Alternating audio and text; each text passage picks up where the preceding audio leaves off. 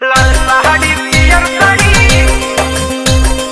फुल साड़ी छपा साड़ी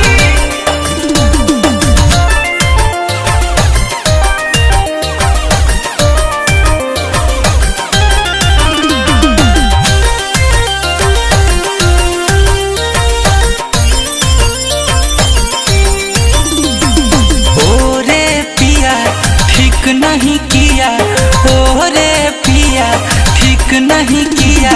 लाल साड़ी पियर साड़ी काहे ना दिया रे काहे ना दिया। फुल साड़ी छपा साड़ी काहे ना दिया रे काहे ना दिया। ओ रे पिया ठीक नहीं किया ओ रे पिया ठीक नहीं किया। फुल साड़ी छपा साड़ी काहे ना दिया रे काहे ना दिया। लाल साड़ी पियर साड़ी काहे ना दिया रे काहे ना दिया।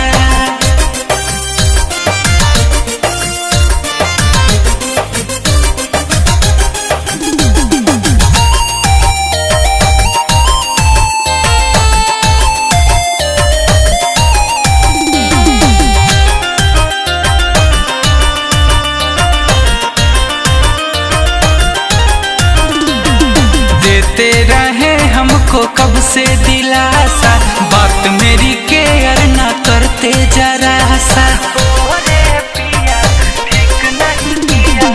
देते रहे हमको कब से दिलासा बात मेरी केयर ना करते जरा सा। मीठी मीठी बातों में मुझे नहीं आना है। आज देंगे कल देंगे रोज का बहाना है। ओ रे पिया ठीक नहीं किया ओ रे पिया ठीक नहीं किया। लाल साड़ी पियर साड़ी काहे ना दिया रे काहे ना दिया। फुल साड़ी छपा साड़ी काहे ना दिया रे काहे ना दिया। लाल साड़ी पियर साड़ी फुल साड़ी छपा साड़ी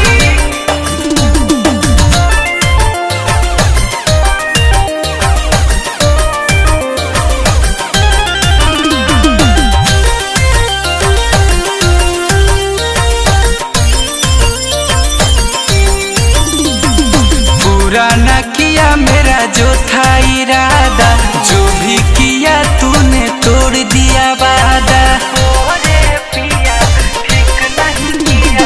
पूरा न किया मेरा जो था इरादा जो भी किया तूने तोड़ दिया वादा। बोले ठेले जाएंगे शॉपिंग कराने बर्गर पिज्जा रेस्टोरेंट में खिलाने। अमन गुंजन पिया ठीक नहीं किया अमन गुंजन पिया ठीक नहीं किया। लाल साड़ी